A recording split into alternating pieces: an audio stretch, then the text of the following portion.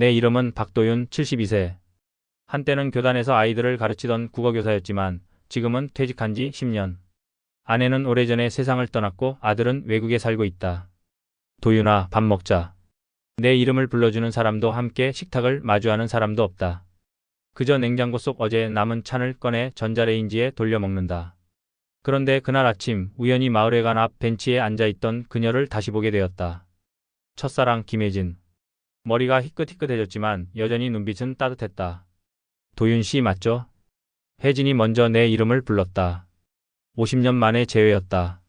나는 순간 얼어붙었다. 가슴이 두근거렸다. 청춘의 한 페이지에만 머물던 이름이 눈앞에서 살아 숨쉬고 있었다. 혜진 씨. 입술이 떨리며 간신히 이름을 불렀다. 그녀는 환하게 웃었다. 여기서 다시 만날 줄 누가 알았을까요? 세월이 이렇게 흘렀네요. 그날 이후로 우리는 종종 마주쳤다. 마을회관에서 열리는 노래교실, 작은 텃밭 가꾸기 모임. 나는 일부러라도 발걸음을 옮겼다. 서로의 안부를 묻고 잊었던 추억을 꺼내며 웃곤 했다. 어쩌면 내 인생에 다시 찾아온 두 번째 봄일지도 모른다는 생각이 들었다. 그러나 내 몸은 이미 예전 같지 않았다. 숨이 차오르고 밤마다 기침이 심해졌다. 병원에 가야 할까 싶었지만 괜히 혜진 앞에서 초라해질까 두려워 아무 말도 하지 않았다. 며칠 전 마을 도서관을 정리하다가 낡은 상자 하나를 발견했다. 그 안엔 누렇게 바랜 편지가 들어 있었다. 보낸 사람 김혜진. 주소는 1973년 내가 군대에 있을 때의 것이었다. 도윤 씨 잘 지내나요? 기다릴게요. 짧은 한 줄이었지만 그 글씨체를 보는 순간 눈물이 났다. 하지만 나는 그 편지를 한 번도 받은 적이 없었다. 그때 혜진이 나를 기다렸다는 사실을 이제야 알게 된 것이다. 가슴속 깊이 무언가 무너져 내렸다. 다음 날 나는 혜진에게 조심스레 물었다. 혜진 씨 혹시 옛날에 나한테 편지를 보낸 적 있어요? 그녀는 놀란 듯 고개를 끄덕였다. 수십 통은 보냈죠. 답장이 없어 그냥 나 혼자만 사랑했던 줄 알았어요. 순간 내 심장이 쿵하고 내려앉았다. 나는 하나도 못 받았어. 입술이 떨리고 눈시울이 뜨거워졌다. 그녀의 눈가도 젖어들었다. 그럼 우리가 이렇게 멀어진 게 우편이 사라져서였단 말이에요. 50년 동안 품어온 오해가 단숨에 풀리는 순간이었다. 그러나 잃어버린 세월은 돌아오지 않았다. 그날 이후로 우리는 더 자주 만났다. 늦게나마 다시 이어진 인연이 기적처럼 느껴졌다. 하지만 내 몸은 자꾸만 신호를 보냈다.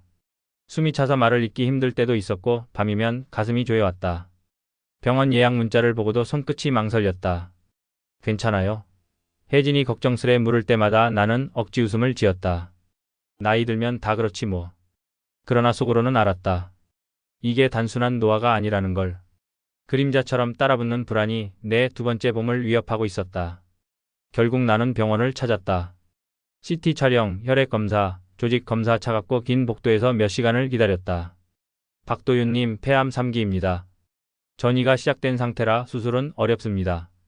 의사의 목소리가 내 귀를 울렸다. 머릿속이 텅 비었다.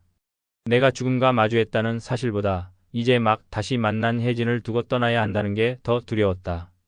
그날 저녁 혜진이 전화를 걸어왔다. 도윤 씨, 오늘 얼굴이 많이 안 좋아 보였어요. 괜찮죠? 나는 순간 아무 말도 할 수 없었다. 진실을 말하면 그녀가 떠날까봐, 숨기면 시간이 허무하게 흘러버릴까봐. 그냥 감기 기운이 좀 있나봐. 거짓말이 입에서 흘러나왔다. 하지만 혜진은 내 목소리의 떨림을 알아챘는지 한동안 침묵했다.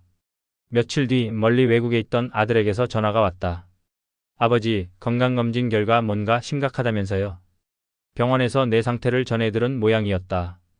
괜찮다. 괜히 걱정하지 마라. 나는 차갑게 잘라 말했다. 그러나 며칠 뒤 아들은 불쑥 집 앞에 서 있었다. 아버지, 왜 저한테 숨겼어요? 그 눈빛 속엔 분노와 슬픔이 동시에 담겨 있었다. 나는 고개를 숙였다. 가족에게조차 약해진 내 모습을 보이고 싶지 않았던 것뿐이었다. 그날 밤 혜진이 찾아왔다. 아들이 내 곁에 앉아 있었고 둘은 금세 상황을 짐작했다. 도윤 씨 정말 아픈 거죠? 혜진의 목소리가 떨렸다. 나는 결국 눈을 감은 채 고백했다. 폐암이래. 오래 못 간다고 하네. 순간 방 안이 고요해졌다. 아들은 눈물을 삼켰고 혜진은 손을 꼭 잡아주었다. 왜 혼자 견디려고 했어요? 같이 울고 같이 버텨야죠. 그날 밤 나는 처음으로 약한 내 모습을 드러냈다. 그리고 그제야 깨달았다. 진짜 용기는 아픔을 숨기는 게 아니라 함께 나누는 것이라는 걸. 아들과 나는 며칠간 거의 말이 없었다. 나는 늘 공부해라, 성공해라라는 말만 하며 살아왔고 아들의 외로움을 보듬어주지 못했다. 그런데 이제 와서 내가 의지하려 하니 스스로도 부끄러웠다. 아버지 왜 늘 혼자서만 버티려 했어요. 아들의 말에 가슴이 저려왔다. 나는 떨리는 목소리로 말했다. 미안하다. 아버지가 잘못했다. 남은 시간만이라도 내 곁에 있고 싶다. 그제야 아들은 눈물을 닦으며 내 어깨를 감싸 안았다. 오랜 세월 쌓인 벽이 조금은 무너지는 순간이었다. 혜진과 나는 강가 벤치에 앉아 있었다. 봄바람이 불어오고 벚꽃이 흩날렸다. 나는 용기를 냈다. 혜진 씨, 젊은 날 내가 많이 부족했어. 하지만 남은 시간 당신 옆에 있고 싶다. 그녀는 잠시 말이 없었다. 그리고 눈가에 눈물이 맺히더니 미소를 지었다. 나도 기다렸어요. 도윤 씨 옆에서 마지막까지 함께 할게요.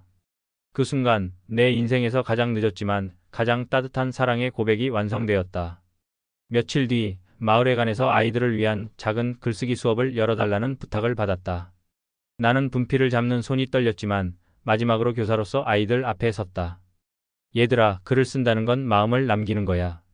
누군가에게 닿을 수 있는 마음. 아이들이 고개를 끄덕이는 모습을 보며 내 눈가가 뜨거워졌다. 그날 나는 인생의 마지막 수업을 마쳤다.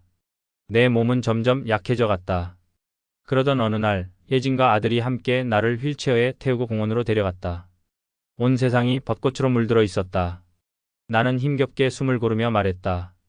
참 고맙다, 이렇게 다시 봄을 느끼게 해줘서. 벚꽃잎이 바람에 흩날리는 순간 나는 내 인생의 가장 아름다운 장면을 가슴 깊이 새겼다. 밤이 깊어갈수록 숨은 더 가빠졌다.